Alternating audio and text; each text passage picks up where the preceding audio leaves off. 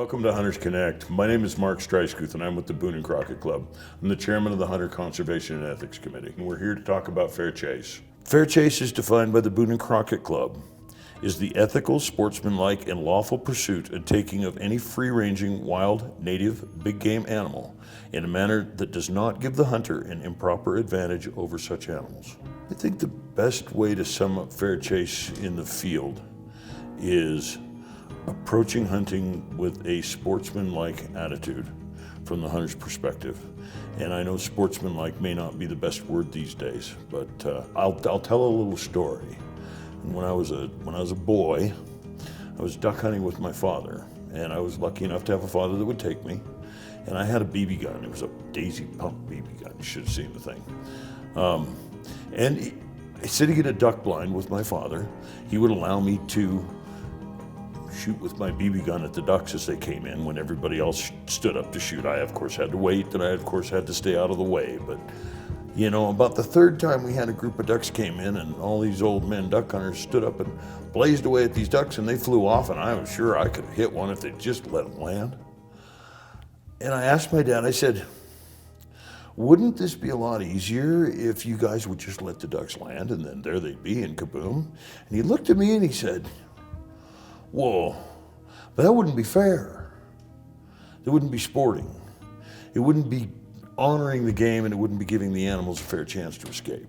So in order to be sportsmanlike, we don't shoot at ducks on the water. We only shoot at birds on the wing. And that was my introduction to fair chase. And I guess that's how I would explain it as you go into the field as a hunter, whether you're an old hunter or a new hunter, you don't want to dishonor the game, and you don't want to dishonor yourself. And you want to treat the game in such a way that you afford it every opportunity to act like prey so that you have every opportunity to act like a predator. And that would be fair chase in a nutshell, to me, from a layman's perspective. I think the one thing I would tell a new hunter in the field about fair chase is obviously obey the law to the letter. Don't allow yourself to be lulled to sleep by the idea that nobody else is watching, because the measure of a person is what they do when nobody's watching at all. So take your code of conscience, your code of behavior and your conscience into the field with you, and do the right thing. People know what's right. I used to tell my kids this: you know what's right and you know what's wrong. And if you're gonna have to lie about it later, don't do it. I think when you live fair chase, you act in such a manner as to bring no dishonor to yourself, the game, or the environment. And if that was the litmus test, and I like that statement as a succinct statement of conscience when you're stepping out into the field.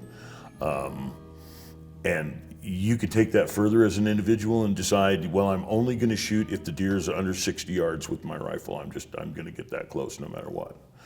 I think archery hunters do this all the time. There's a limit to their equipment.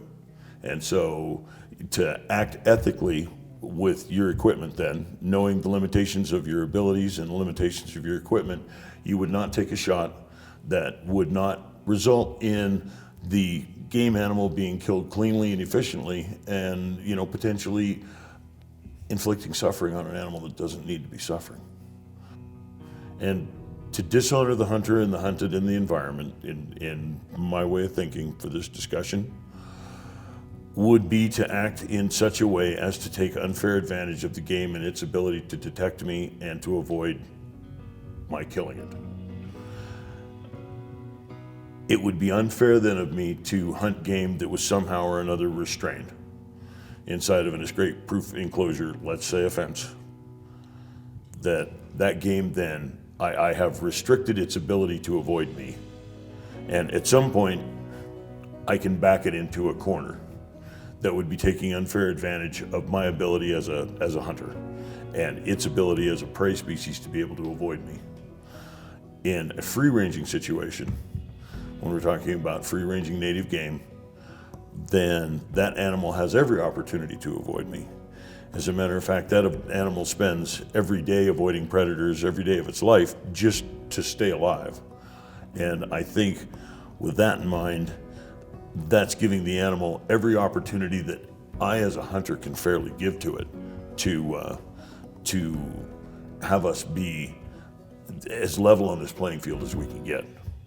I think that fair chase can act as a roadmap for achieving the best experience on a personal level that you can experience in the field. I think without fair chase, it isn't hunting. So for it to be hunting, it needs to have an aspect, or it needs to be guided by fair chase and fair chase principles, or the hunter needs to be guided by that as an ethic and a code of conduct that they take with them into the field. Otherwise, it is just killing. And I don't think that at the end of the day that's very satisfying for most people.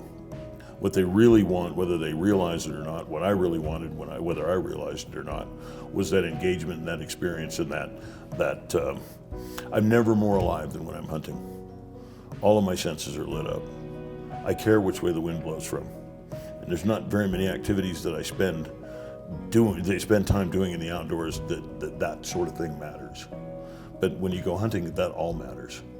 And you come away from that enriched and like I say, more alive, maybe more human.